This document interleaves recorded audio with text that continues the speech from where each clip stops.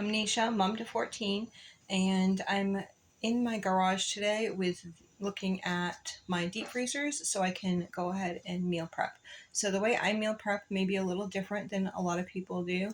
What I do is I go through and see what I have in my pantry, what I have in my freezers, and what I have in my fridge. So I would just make a list, or for me personally, I've been doing it for so long, I just like mentally say, oh, I'm going to make this or I'm going to make that. Um, I'm trying to teach the girls how to do what I do, if that makes sense. So I had them actually make a full list of the freezer stuff, and then they knew what was in the fridge. And so what we do is we would come out and we'd go in the freezers and decide what we have in there, and then make our meals from there, so it's less stuff that we have to actually purchase. So we raise most of our own meat. This year we ran a little shy, so we're still having to buy a couple things, but we still raised about 90% of our meat. And we're about ready to butcher animals as the season gets a little cooler.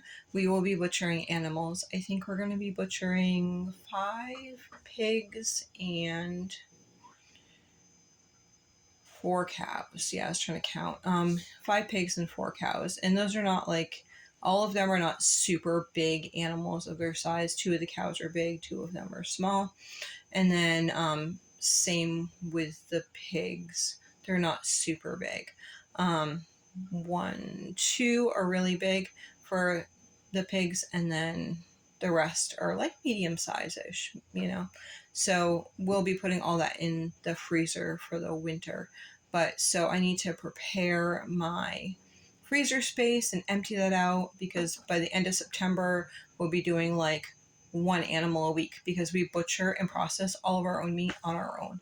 So we made a game pole, and we literally like shoot the animal, hang the animal, skin, gut, and process all those portions of meat for our family, and then have it in the freezer, which is really nice because then I can cut in portions that I really want, and it works out really well. I know what's going into my meat. I know that the animal was treated really well, and I know that I'm giving my family good quality food, which is really important to me. There's no antibiotics in it, there's no hormones in it, that it's just meat, nothing added. And so anyway, the meat that we have, most of it's homegrown. I have a couple packages of store-bought hamburger because we ran out of hamburger about 2 weeks ago now. So I had bought some organic grass-fed from Sam's Club. So I'll show you my freezers, and then I'll show you the list that they came up with, and then I'll show you the meal list that we kind of just like rambled off together to decide, what we're going to eat from what we have left. Our goal right now in this season is to get these freezers really low. Normally throughout the season, I wouldn't want to be using up every single thing. I would just choose from what I had. But right now I want my freezers low so I have space. So I'll show you the freezers.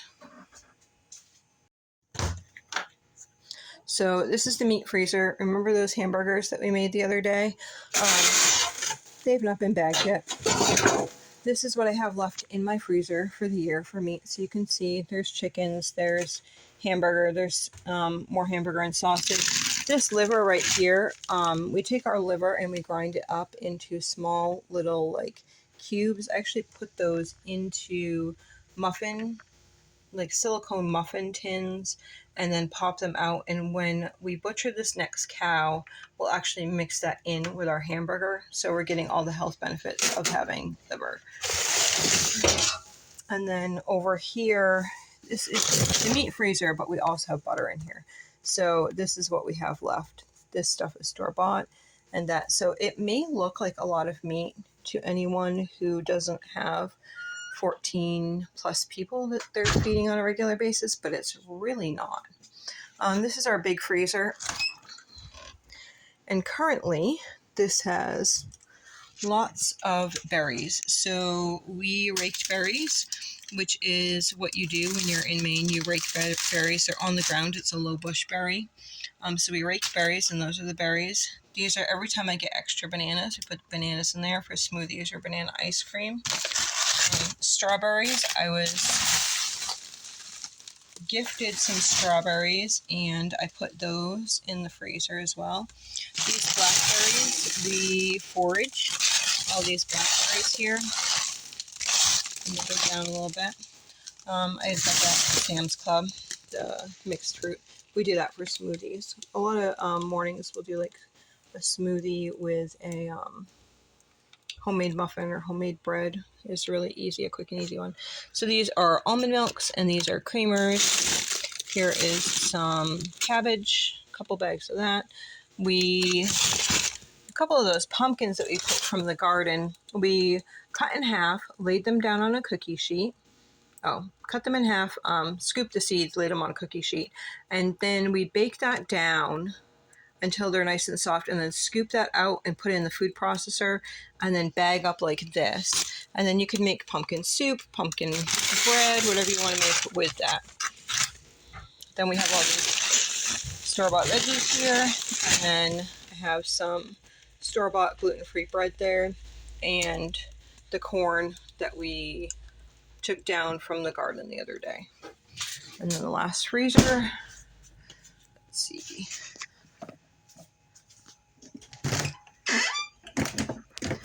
This is tidbits of stuff. So I have, these are, you can see them. I took the tops of the onions and I grated those down with some oil, and I put those in the silicone muffin things. And so we use those as you would onions. So to saute something or whatever. Then I have bags here of our onions and peppers mixed together. There's a bunch of them like this. And then I would just throw that in with, say, steak or something, just saute that up. And then we have some beet greens and some peas that I blanched from our garden and kale from our garden. Somewhere in here we have fiddleheads, and then we have fiddleheads and some goat's milk, which is here that I will be making soap with really soon. Okay, so I'll show you the list.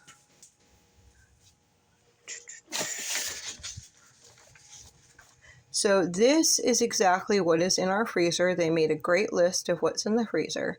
And then we sat down and we talked about things that we prepped. Remember the other day, I'll try to learn how to link a video, and I can link the video that I took the other day on things that I prepped.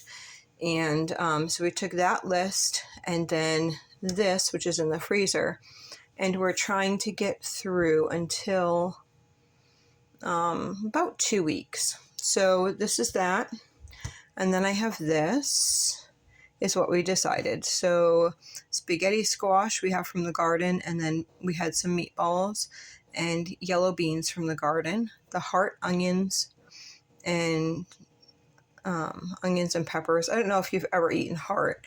We actually don't mind eating heart. So we take the heart and we slice it up like you would steak, put onions and peppers and saute it like that. You can use a little bit of Worcestershire sauce or whatever. We'll have that with fried potatoes and peas. One day we'll do there's 2 chickens in here. So we'll do the 2 chickens.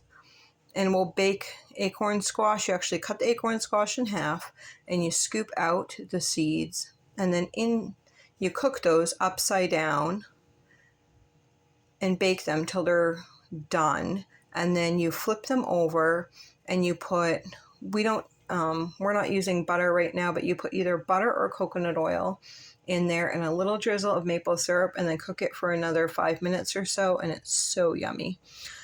So we'll do that, and then we'll serve that with yellow beans and applesauce. We can all our own applesauce.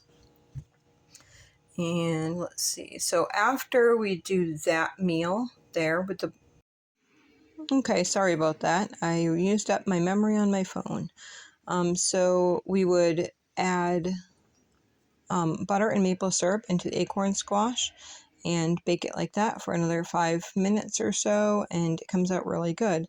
The next day we would take those 2 chickens and boil them down and take the chicken meat off of it and make a soup out of it, and then serve that soup with banana muffins, gluten-free banana muffins.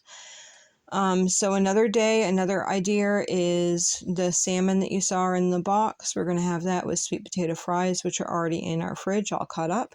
Yellow beans and kale, both from the garden.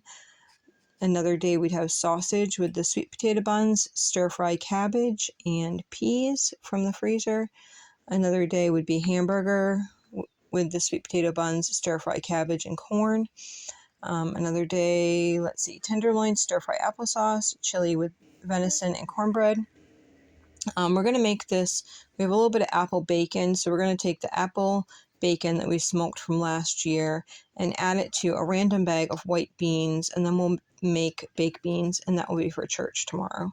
And we'll bring that and that box or half a box of those already made hamburger patties to church because we eat together with our church family after church. Okay, so then we thought a couple quiches with some zucchini, onion, and hot sausage. Another thought was chicken thighs. I'll take the 3 bags that are left of the chicken thigh drumsticks and I'll cut that into 2 meals. So the drumsticks would be 1 meal and the thighs would be another meal. And so one of those meals would be chicken thighs with coconut oil and Creole. And we'll make a cashew sauce, which is kind of like a cheese sauce, and put that over potatoes and have corn with that. And then drumsticks with barbecue sauce, and we'll put that for the freezer. Both of those will go for the freezer. And then potato salad. So we're having friends come over the following week, not this week, but the week after. And we want to have a couple meals prepared that I'm just going to throw in the freezer. So this is stuff that those last 2, I'm going to prep them and have them all situated for, sorry, little Missy is kicking my arm. I'm going to have those all prepped so I can just pull them out and do that up real quick so we can spend more time with our friends rather than cooking. So that's about it. She is over here listening and kicking my leg now. Until next time, bye.